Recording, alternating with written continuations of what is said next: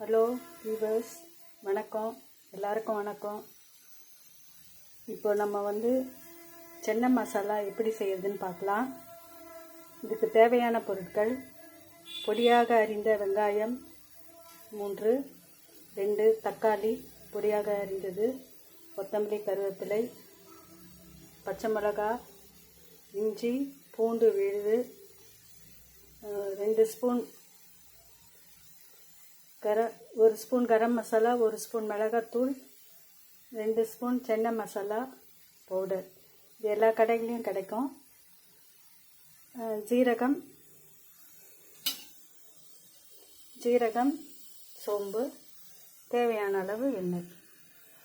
கடாயை வைத்து இப்போது நாம் செய்ய போகிறோம். அதை பார்க்கலாம். வாங்க வீடியோக்குள்ளே போகலாம். ஒரு கடாயில் இந்த கரண்டியில் 4 ஸ்பூன் எண்ணெய் விடவும். அது காய்ந்தவுடன் சோம்பு, ஜீரகம் சேர்க்கவும். அது வெடித்தவுடன் சிவந்தவுடன் வெங்காயம் சேர்க்கவும்.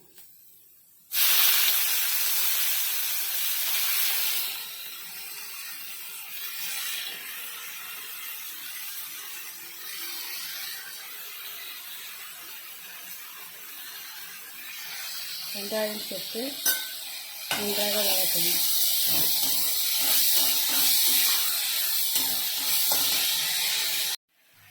வெங்காயம் சிவந்தவுடன்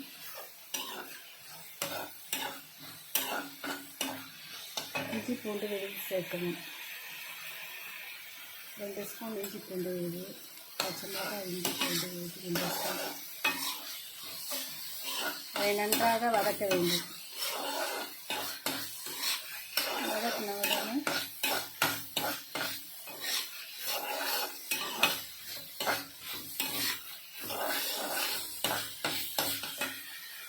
இப்போது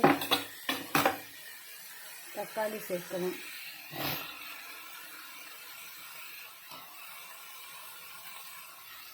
இதையும் நன்றாக வதக்கணும்.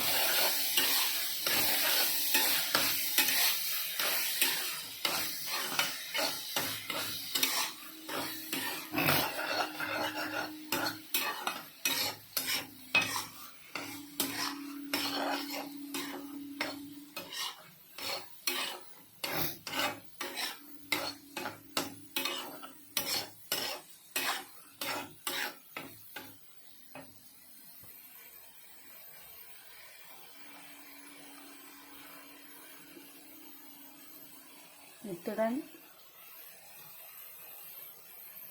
மசாலாக்களை சேர்க்கணும். மிளகாத்தூள், கரம் மசாலா,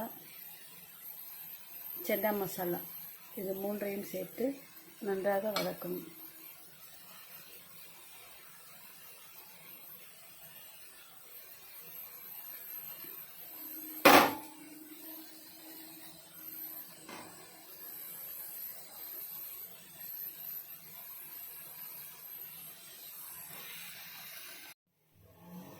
இப்போது வெங்காயம், தக்காளி எல்லாம் நன்றாக வதங்கிவிட்டது.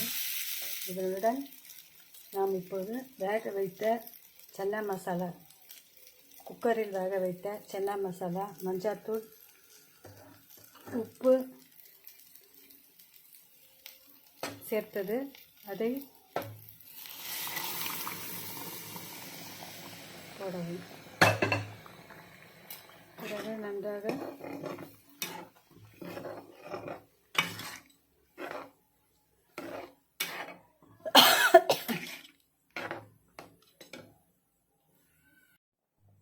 குக்கரில் 3 விசில் வைத்த சென்னை மசாலா சேர்த்தாகிவிட்டது. இப்போது சென்னாவை சேர்த்தாகிவிட்டது. இப்போது சென்னை மசாலா கொதித்து கொண்டிருக்கிறது. அது கொதித்தவுடன், இது நான் இட்லிக்கு செஞ்சுருக்கிறதுனால கொஞ்சம் தண்ணியாகவே செஞ்சுருக்கேன். உங்களுக்கு வேணும்னா நீங்கள் திக்காய்க்கலாம், இல்லை தண்ணியாக வேணும்னாலும் செஞ்சுக்கலாம். இது 2 ஸ்பூன் 2 டம்ளர் தண்ணி ஊற்றிருக்கேன். இது கூட கொத்தமல்லி, கருவேப்பிலை போட்டு இறக்கினா சுவையான சென்னை மசாலா ரெடி. உங்களுக்கு இந்த வீடியோ பிடிச்சிருந்தா லைக் பண்ணுங்கள், சப்ஸ்கிரைப் பண்ணுங்கள், ஷேர் பண்ணுங்கள். Thank you very much. இப்போது இதில் கொத்தமல்லி, கருவேப்பிலை தழை சேர்த்தாகிவிட்டது. இனி இறக்கிவிட வேண்டியதுதான். இப்பொழுது சுவையான சென்னை மசாலுடன் இட்லி சாப்பிட தயார். ரொம்ப நல்ல அருமையான வாசனையோடு இருக்குது. Thank you so much.